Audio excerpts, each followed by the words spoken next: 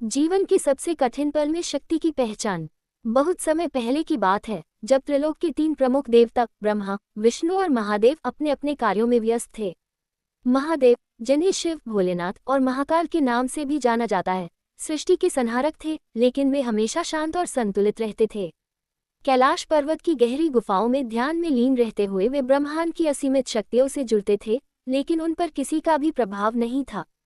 वे उस समय के सबसे शक्तिशाली देवता थे, जिनकी शक्ति का कोई पार नहीं था, लेकिन उनका जीवन पूरी तरह से साधना और समर्पण में था।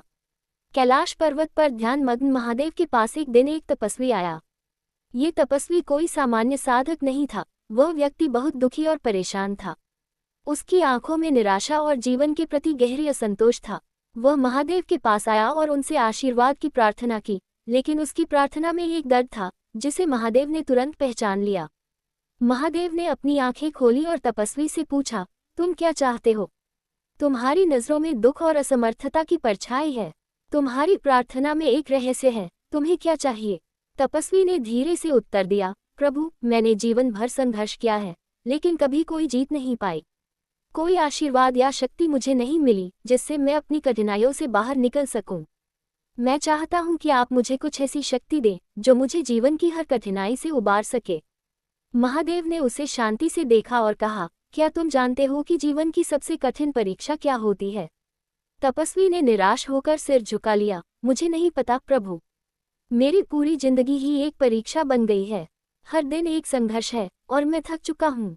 महादेव ने गहरी सांस ली और कहा, तुम में एक महान शक्ति छिपी हुई है, लेकिन तुम उसे पहचान नहीं पा रहे हो। शक्ति बाहरी नहीं, भीतर से आती है। जीवन की कठिनाइयों में से ही तुम्हारा असली रूप बाहर आता है। अगर तुम समझ सको तो तुम्हारी परेशानियां तुम्हारी ताकत बन सकती हैं। तपस्वी ने कुछ समय के लिए चुप रहकर महादेव की बातों पर विचार किया, लेकिन उसने महादेव से कुछ और ज्ञान प्राप्त करने की इच्छा जताई। महादेव ने तपस्वी से कहा, तुम्हारी शक्ति तभी जागेगी जब तुम सबसे कठिन परीक्षा का सामना करोगे, और तुम्हें ये स्वीकार करना होगा कि तुम्हारी सबसे बड़ी शक्ति तुम्हारे भीतर ही है।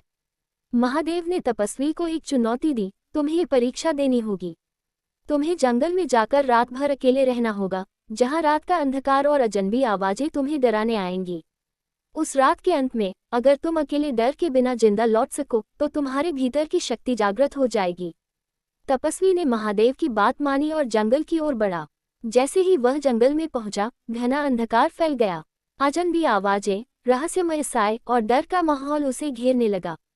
उसके दिल में डर और चिंता के बादल मंडराने लगे।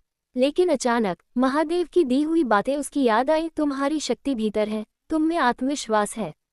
तपस्वी ने अपने डर को नकारते हुए अपनी ताकत को पहचानने की कोशिश की। उसने महादेव की उपस्थिति का अनुभव किया, जैसे महादेव उसके साथ हैं। धीरे धीरे उसे महसूस हुआ कि डर के बावजूद वह जीवित रह सकता है, क्योंकि उसके अंदर जो शक्ति है वह उसकी रक्षा करेगी। पूरी रात उसने अपने डर को अपनी ताकत में बदल दिया, और जब सुबह हुई तो वह डर के बिना जंगल से बाहर निकल आया। तपस्वी ने देखा कि उसकी आंतरिक शक्ति अब जाग चुकी थी।